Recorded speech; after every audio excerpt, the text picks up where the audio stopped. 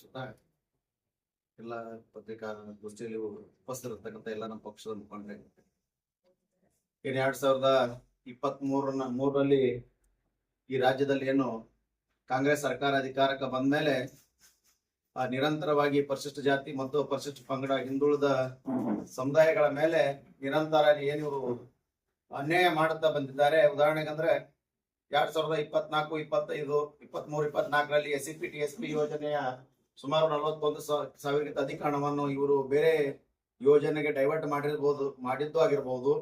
ಮತ್ತು 2024, 25ರಲ್ಲಿ ಏನು ಅಣ್ಣವ್ರು ಹೇಳೋದಾಗೆ ವಾಲ್ಮೀಕಿ ನಿಗಮದಲ್ಲಿ 187 ಕೋಟಿಯಷ್ಟು ಅನುದಾನವನ್ನ ಭ್ರಷ್ಟಾಚಾರ ಮಾಡಿರ್ತಕ್ಕಂಥ ಏನು ಮಂತ್ರಿ ಅದನ್ನ ನಾಗೇಂದ್ರ ಅನ್ನುವಂಥವ್ರನ್ನ ಅವತ್ತಿನ ದಿನ ಭಾರತೀಯ ಜನತಾ ಪಕ್ಷದ ಹೋರಾಟ ಮಾಡಿದ ಒಂದು ಇದ್ರ ಸಲುವಾಗಿ ಅವರನ್ನ ಸಚಿವ ಸಂಪುಟದಿಂದ ಕೈ ಬಿಟ್ರು. ಆದ್ರೆ ಈಗ ಮತ್ತೆ ಆ ನಾಗೇಂದ್ರನ್ ಅವರನ್ನ ಏನು ಸಚಿವ ಸಂಪುಟಕ್ಕೆ ತಗೊಂಡಿದ್ದಾರೆ, ಆ ವಿಷಯದ ಕುರಿತು ಇವತ್ತು ಪತ್ರಿಕಾಗೋಷ್ಠಿಯನ್ನ ವಿವರವಾಗಿ ನಮ್ಮ ವಿವೇಕಣ್ಣವ್ರು ಹೇಳಿದ್ದಾರೆ.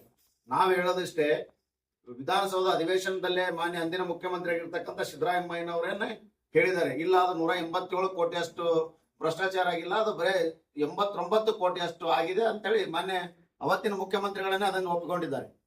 ಅವತ್ತಿನ ಮುಖ್ಯಮಂತ್ರಿಗಳು ಒಪ್ಪಿಕೊಂಡಿದ್ರು ಸಹಿತ ಇವತ್ತಿನ ದಿನ ಮತ್ತೆ ನಾಗೇಂದ್ರ ಅವರನ್ನ ನೀವು ಸಂಪುಟಕ್ಕೆ ಸೇರಿಸ್ಕೊಂಡಿದ್ದೀರಿ ಅಂದ್ರೆ ನಾವು ಹೇಳಕ್ ಇಚ್ಛೆ ಪಡ್ತೀವಿ. ನಮ್ಮೆಲ್ಲ ರಾಜ್ಯದ ಜನರಿಗೆ ಇದನ್ನ ಏನ್ ಸಂಶಯ ಬರ್ತದಪ್ಪ ಅಂದ್ರೆ, ಆ ಒಂದು ಭ್ರಷ್ಟಾಚಾರದಲ್ಲಿ ಸಂಪೂರ್ಣ ಅಂದಿನ ಮುಖ್ಯಮಂತ್ರಿಗಳು, ಅಂದಿನ ಉಪಮುಖ್ಯಮಂತ್ರಿ, ಇಂದಿನ ಮುಖ್ಯಮಂತ್ರಿಗಳು ಒಳಗೊಂಡ್ರೆ ಇಡೀ ಸರ್ಕಾರ ಇವತ್ತಿನ ಆ ಹಗರಣದಲ್ಲಿ ಭಾಗಿಯಾಗಿದೆ.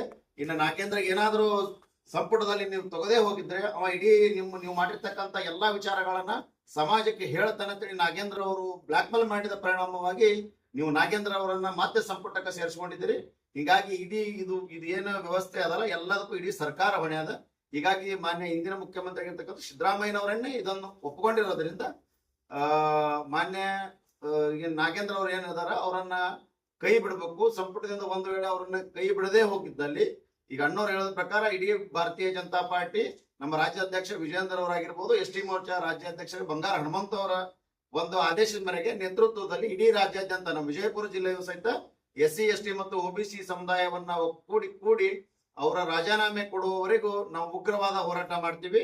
ಒಂದು ವೇಳೆ ರಾಜೀನಾಮೆ ಕೊಡದೇ ಇದ್ರೆ ಉಗ್ರವಾಗಿ ಹೋರಾಟ ಮಾಡ್ತೀವಿ. ಅವ್ರು ಕೊಡೋತನ ನಾವು ಬಿಡೋದಿಲ್ಲ ಅನ್ನುವಂತ ಮಾತನ್ನ ಈ ಸಂದರ್ಭದಲ್ಲಿ ಹೇಳಕ್ ಇಚ್ಛೆ. ಬ್ಲಾಕ್ ಮೇಲ್ ಮಾಡಿದಾರೆ ಅಂತ ಹೇಳ್ತಾ ಇದ್ದಾರೆ, ಏನದು ಬ್ಲಾಕ್ ಮೇಲ್? ಸರ್, ಅವ್ರ ಮೇಲೆ ಇವತ್ತಿನ ದಿನ ಅವ್ರ ಆರೋಪ ಅದ, ಹೌದ್ರಿ.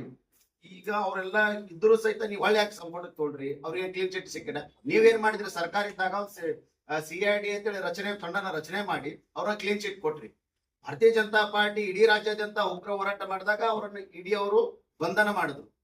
ಇನ್ನವರು ಅದರಿಂದ ಮುಕ್ತ ಆಗಿಲ್ಲ ಅಂದಾಗ ಸಿದ್ದರಾಮಯ್ಯನವರೇ ಒಪ್ಕೊಂಡಿದಾರಲ್ಲ 80 ಇಲ್ಲ, ಅದು 187 ಕೋಟಿ ಅಲ್ಲ, 80 ಅಂತ ನಾವು ಇಟ್ಟು ತಿಂದಿಲ್ಲ, ಇಟ್ಟೆ ತಿಂದಿದೀವಿ ಅನ್ನುವಂತ ಮಾತನ್ನ ಅವರೇ ಒಪ್ಕೊಂಡಿದ್ದಾರೆ. ಅಷ್ಟು ಒಪ್ಕೊಂಡ್ರು ಸಹಿತ ನೀವು ಮತ್ತವ್ರಿಗೆ ತೊತ್ತಿದ್ರೆ ಅವ್ರು ನಿಮ್ಮ ಮೇಲೆ ಬ್ಲಾಕ್ ಮೇಲ್ ಮಾಡಿದ್ದಾರೆ. ಅದೇ ಏನ್ ವಿಷಯ black mail? Sir, black mail ಯಾವ ವಿಚಾರದಲ್ಲಿ ಬ್ಲಾಕ್ ಮೇಲ್? ನೋಡಿ ಸರ್, ಈಗ ಅದೇನು ಭ್ರಷ್ಟಾಚಾರ ಆಗಿದೆ ಆ ಸಂದರ್ಭದಲ್ಲಿ ಅದರ ಎಲ್ಲರಿಗೂ ಅದರ ಪಾಲು.